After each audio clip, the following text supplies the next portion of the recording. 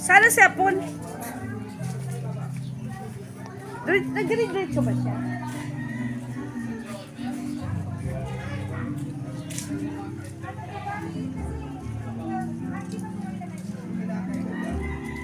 Dito kami ngayon sa Plaridel, Bulacan. Mag-birthday.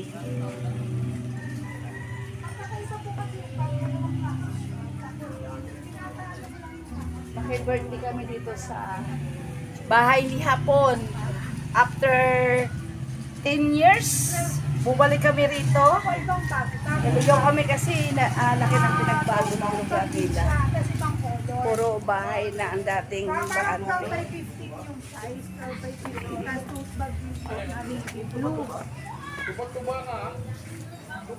Di sumama si Pangit.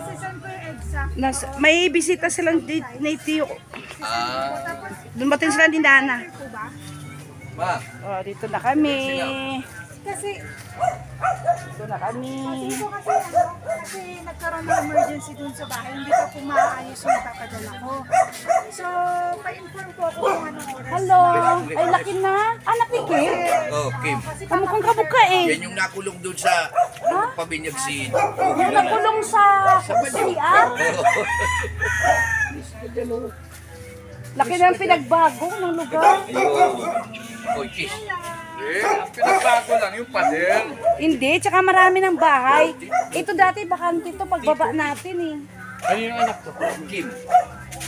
Ilan pa ka? Dalaga Oh, na. grade mo na. Tito, ilan pa yung bata dyan? Ewan ko ito lang nakuha. Mag-aaral ka. Ano, Mars? Happy birthday, Mars. Papunta na kayo ng banal na bundok. Ay, Papunta na ganon. nga. Anong bundok yun? Naligaw kami. Naka sinalubong ko nga kayo din eh. Ah? Diyan o, sa may ano, dahil sabi ni parang Milo. Oh, kilala mo? Doon na Kapatid ni Gomer. Wala na, wala sa loob si Mercy. Oh. Hindi, minuha. Si William. mo. Si William. Oo. Naka. Oh, nako, talaga naman. Oh. Buti napunta rito. Hindi ba na nga? Alay, oo nga. Ala, ang dami mong apo. Kaninong anak ito? Alin? Ito, anak to ni Kim. Ay, ni ano, itong pogi ang isa. Kanino anak to? Alin? Ito. Ah. Ah, dito pala kayo. Ala, si Kim, ayun no, sa loob.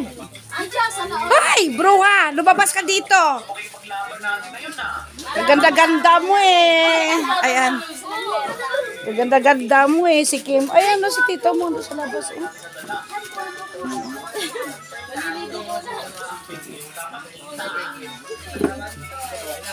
Ano?